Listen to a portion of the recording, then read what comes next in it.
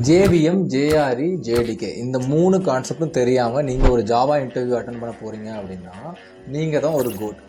Greatest of all time அப்படிங்கிற goat இல்லை, மஞ்சள் துணி அடிச்சுட்டு அறுக்கிறதுக்கு ரெடியாக இருக்கிற ஒரு கோட். ஜேவிஎம் இதுதான் ஜாவாவோட ஹார்ட்டு.